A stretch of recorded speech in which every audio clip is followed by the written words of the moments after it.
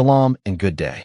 Some Islamophobes love to draw cartoons and comic pictures of Prophet Muhammad in order to provoke Muslims. Well, we may not have his picture, but we do have his own words and teachings. And through his words and teachings, I will try to draw a mental picture of Prophet Muhammad for you in some very short videos, each less than 1 minute long. So if you really want to know what he looked like, please watch these videos and share them if you want. Salam. He had a beautiful face. He was usually smiling, but even if not smiling or laughing, his face was always calm and serene. He told people that whenever they smile at others, they are rewarded by God, just as if they have donated money to the poor or spent in charity. That was Prophet Muhammad. He was always truthful before becoming a prophet. His pagan tribe called him the trustworthy and the truthful, and among his important teachings as a prophet is that a true believer can never be a liar. That was Prophet Muhammad. He respected all people, men and women, whites and blacks, Arabs, free men and slaves. Whenever anyone addressed him, he would turn his whole body towards them, not just his head, giving them his full attention. And he never talked to people wholly. That was Prophet Muhammad. Whenever he walked into a place where people were sitting and someone was talking, he would never interrupt the speaker, and whenever someone talked to him, he would wait until the speaker had finished all what he wanted to say. Then he would speak. He even used to ask the speaker, "Have you finished?" And if he said yes, he would then start speaking, and this behavior made people in turn respect him and listen to him. That was Prophet Muhammad. His walk was the walk of a serious man, yet was at the same time humble. When he walked, he would make quick progress without seeming exhausted, as if he was going downhill. Rather like people on those moving sidewalks in airports. They move fast, but they don't seem to be exhausting themselves. His walk was that of a person with a goal, not that of someone wandering around aimlessly. 900:00:31 for 63 00:00:33 760. That was Prophet Muhammad. He used to wash a lot, at least once a day, and he loved to wear pleasant scents. Those who didn't know him would think he sold scents and perfumes because of his constant association with pleasant scents. Before he arrived somewhere, his companions would know that he had arrived before he appeared in front of them because of the pleasant whiff of musk that always preceded him. That was Prophet Muhammad. People may think that he used to wear a particular outfit or uniform, but on the contrary, he wore everything men wore at his time as long as it was modest. He wore the mne juba, he wore the turban, he wore the hummer, which is the otra or the cloth put on the head, he wore the palin, which is the hat he wore. Roman outfits and Coptic outfits he wore. Trousers. He only avoided anything grand or lavish and anything that could make worship hard for him. In fact, he once cut off the sleeves of a garment because they were too tight to be rolled up for Udo, or the ablution, which is performed before the prayers. That was Prophet Muhammad.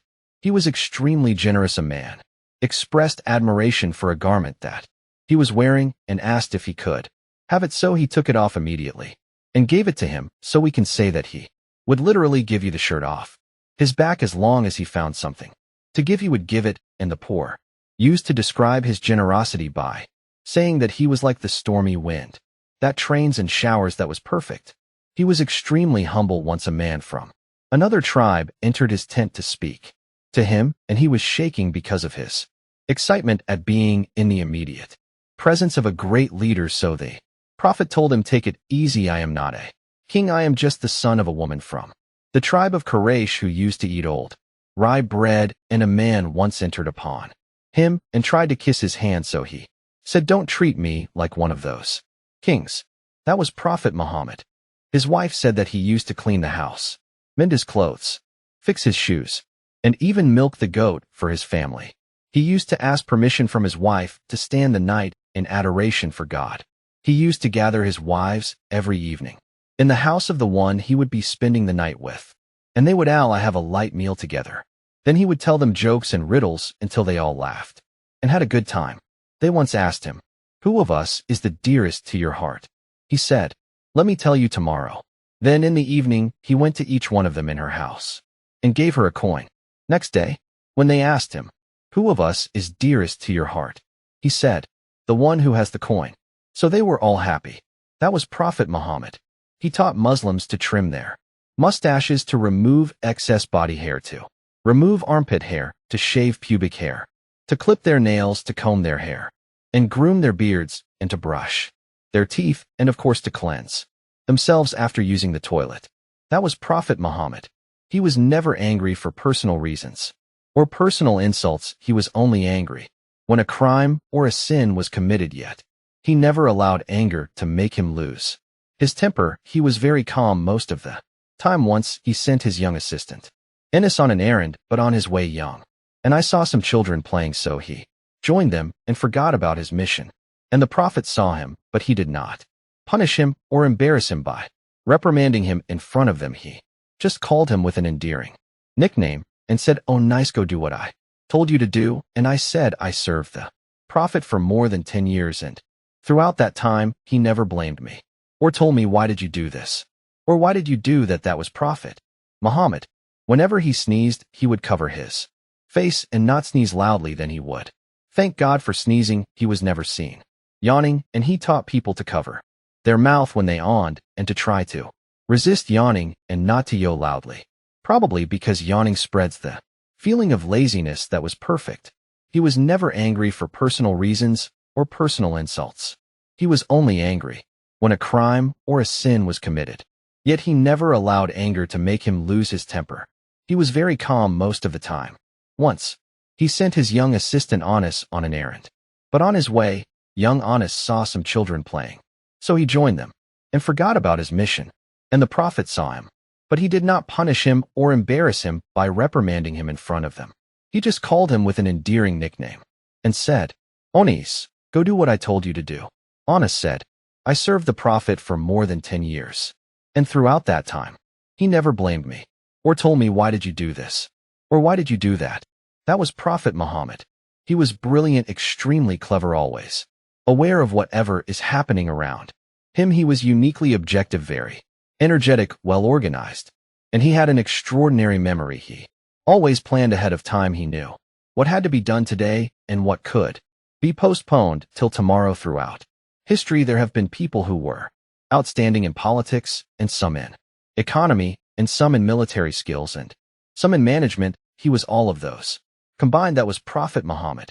He was sentimental, and he was never embarrassed to show his emotions. He once stood in front of his mother's grave and cried silently nearly 55 years after her death and 20 years after becoming a prophet and a head of state. When his companions saw him crying, they said, "What's that?" "A prophet of Allah," he said.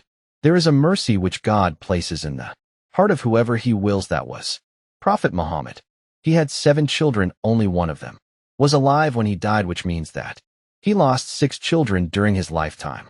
3 of them were young brides who had recently gotten married and became wives. But when you read his biography, you don't feel that this was a sad man who had lost 6 children, all because of his contentment with whatever God chose to do to him and his acceptance of God's will. That was perfect Muhammad. He shed tears when his baby Ibrahim died. And as he buried him, he said, "The heart is indeed saddened, and the eye overflows with tears. And we are surely saddened for your departure, O Ibrahim." When one of the young companions saw that, he started screaming and wailing out of compassion. But the Prophet told him, "Crying silently is a sign of mercy, but screaming is from Satan." So even during the hardest moments, he was a teacher and a role model. A solar eclipse happened on that day when his son died. So people said, "The sun has eclipsed for the death of Ibrahim." But he said, "Neither the sun nor the moon eclipses for the death of anyone." So even during the hardest times, he never forgot his role as a mentor. That was Prophet Muhammad. He loved children, and children loved him. He used to shake hands with the children as he walked in the street, and whenever he came back from a journey, the children of the city of Medina would run towards him and jump on him in merriment, and he would let them do so, then asked his companions to help him by carrying some of the children. He would put his 2 grandsons on his back and thread on his knees, pretending he was a camel, and he would tell them, "What an excellent camel you have." That was Prophet Muhammad. Once he went to visit the family of his servant Anas and found his little brother Abu Romeo sitting in the corner with a frown on his face, so he asked, What's wrong with a barometer, they told him that his bird had just died, so the prophet said with the child in order to cheer him up and told him all oh my what happened to the new hire. The word bird in Arabic is nur, not noise, but the prophet wanted him to laugh, so he had said it in a way that rhymed with the boy's name.